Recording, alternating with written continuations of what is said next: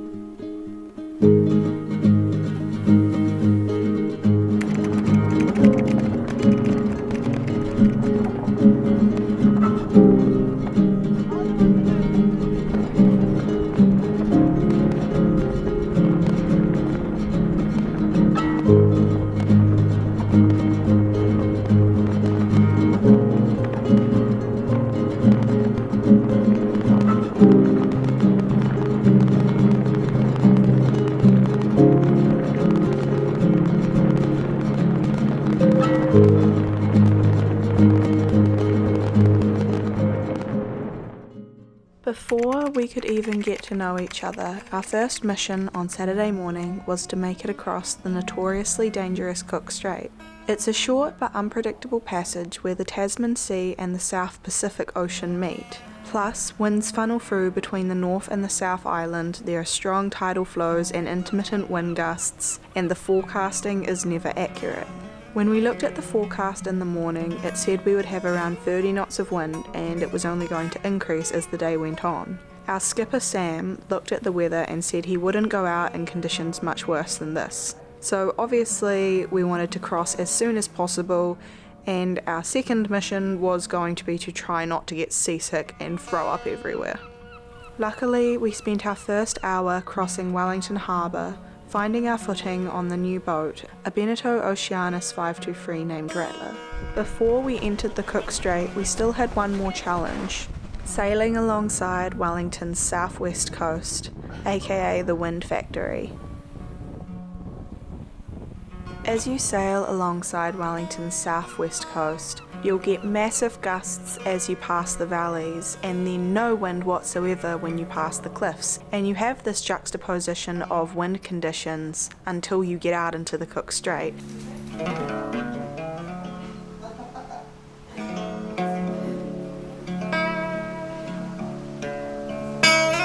Even though the forecast said 30 knots, we ended up with about 39 knot gusts as we crossed the main strait, as well as a 2-metre swell, which means it was a bit of a bumpy ride, although luckily no one threw up. Honestly, I think a few of us came a bit close to it though. We maintained between 8 to 10 knots for most of it, and I think our highest speed was around 11 knots.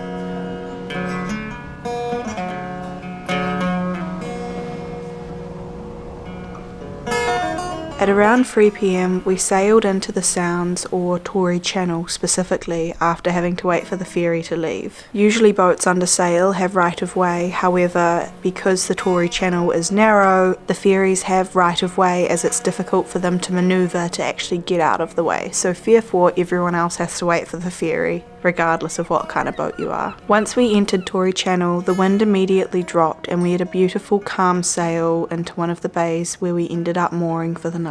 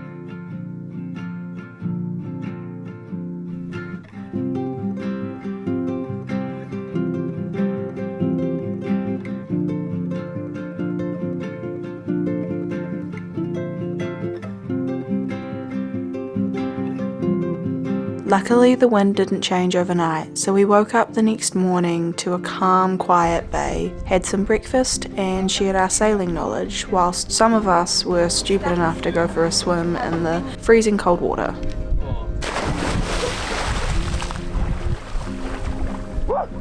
Is it cold? Really nice. You're not convincing me. Lies before. No, I'm awake.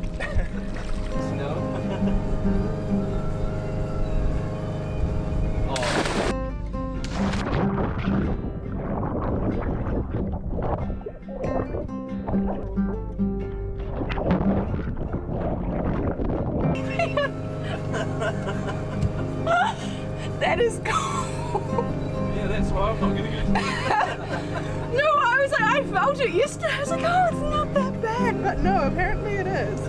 We then sailed round to Ship's Cove, aka the start of the Queen Charlotte track, which is a reasonably famous 3 to 4 day hike in New Zealand.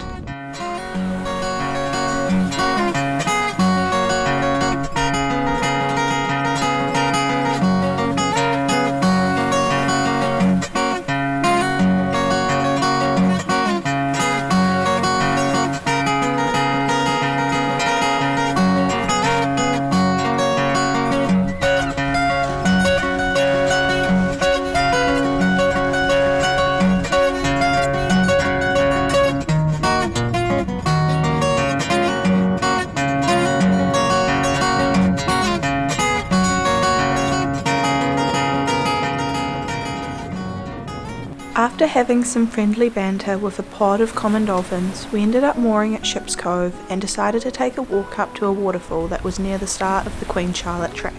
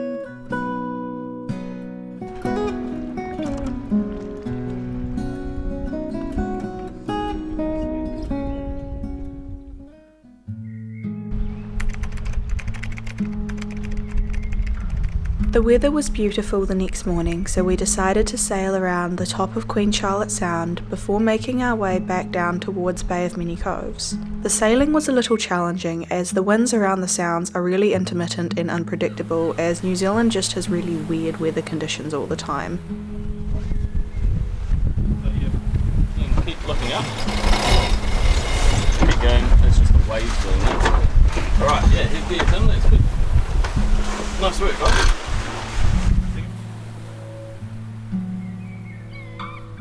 Luckily, we managed to find a sheltered bay to moor for the night, and we decided to go for a walk around the shore when we ended up finding this super cool little man shed with some old cinema seats in the middle of nowhere that had an epic view.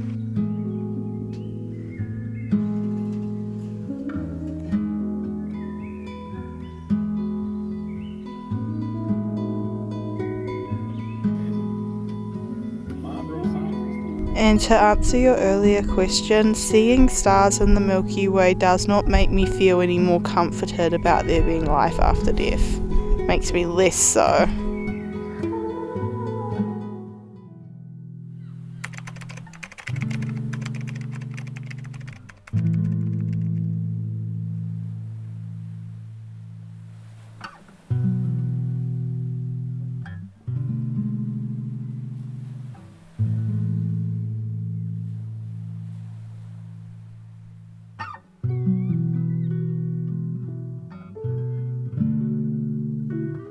We spent another day at the same mooring as well, rather than heading back on the Tuesday like we had planned. Am I like supposed to sit on this, or should this be more back on my back? No, that's what you sit on. Yeah. Bye bye. Maybe I don't want to look down right now. It is quite high up. I guess you couldn't tell. It's very, very high. Where are they? There they are. Down there. I'm up high.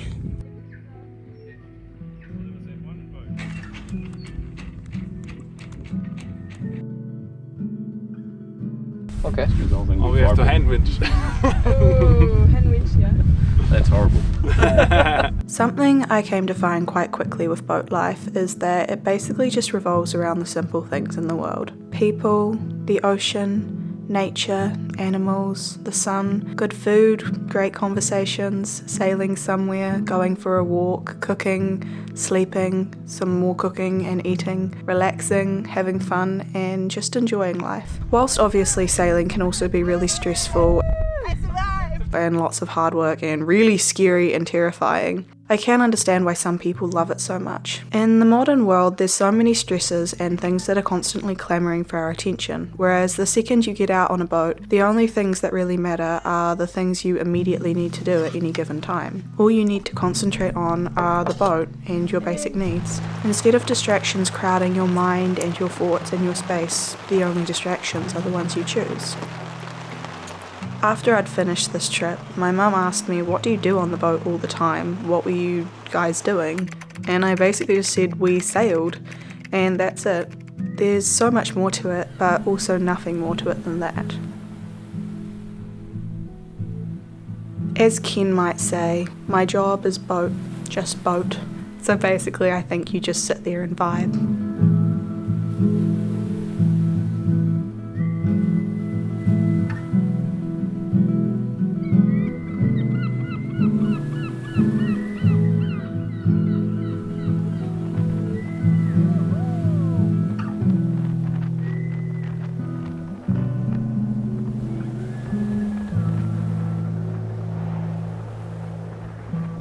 We ended up with reasonably good weather coming back across the Cook Strait, and we had 4 knots of current with us. So before we knew it, we were back in Wellington Harbour and our trip was almost over. It was time to pack up our bags and go. And that's all for now, folks. This video is dedicated to a baby goat. Rest in peace.